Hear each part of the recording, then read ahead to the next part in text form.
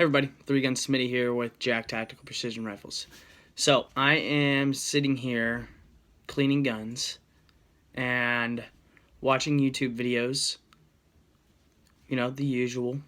And there's something that I've seen and been seeing more and more often. And this is my public service announcement to you guys.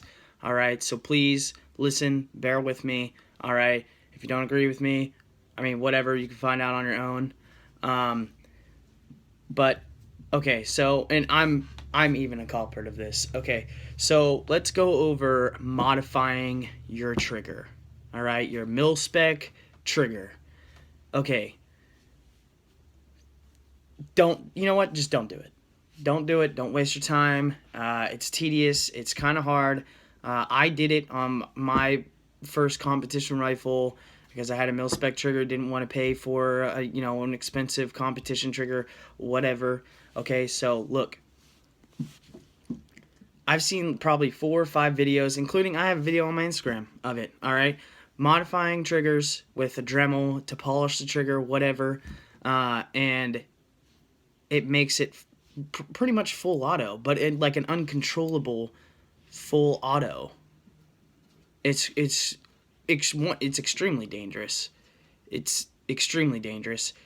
2, it's extremely illegal. If you're at a public range, and the wrong person hears your gun drop 30 rounds, because I promise, when it happens, and you have however many rounds you got in your gun, that's how many rounds are going off, and you can't stop it.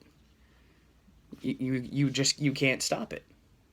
It just goes until the gun runs empty, or blows up in your face, something like that. So please, just save the money, deal with your mil-spec trigger, whatever.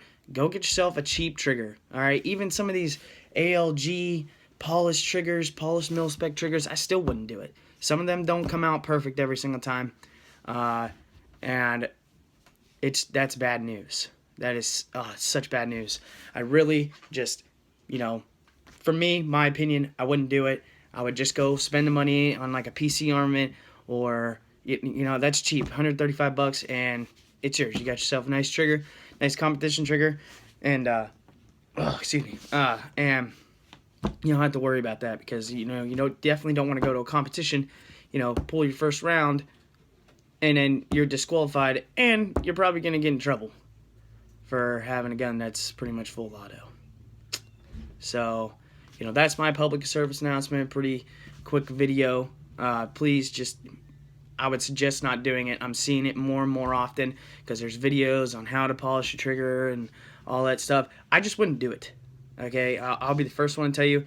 It happened to me, and I sorely regretted it. Was terrified to shoot my gun, and then at that point, I had a competition coming up when I found out that had happened, and I was freaking out. So I had to get like a bum rush buying a trigger, and like go broke finding a new trigger set. So save yourself some money, save up, go buy a trigger that you can put in your gun, just drop it in, and don't worry about it, okay?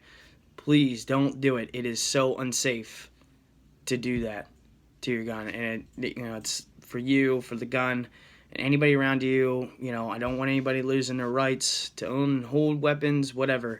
So please just go buy a trigger from whoever, or just deal with your mil-spec trigger. Do not do the polish job. If you're going to do the polish job, have a gunsmith, a qualified gunsmith do it. If you really need it done, you're going to spend the money anyway on a gunsmith. Just go buy a trigger, So that's my public service announcement to you guys. Just looking out for you guys. Happened to me firsthand. I've seen 4 or 5 videos now. So, yeah, I would just go buy a trigger. Okay? All right, guys. Thanks. And, let me know what you think.